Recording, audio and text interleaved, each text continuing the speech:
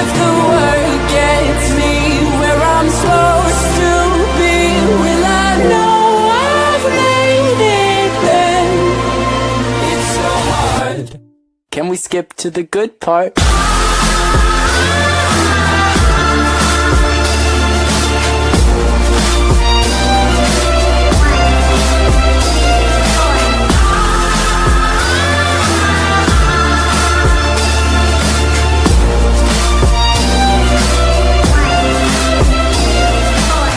If there's a good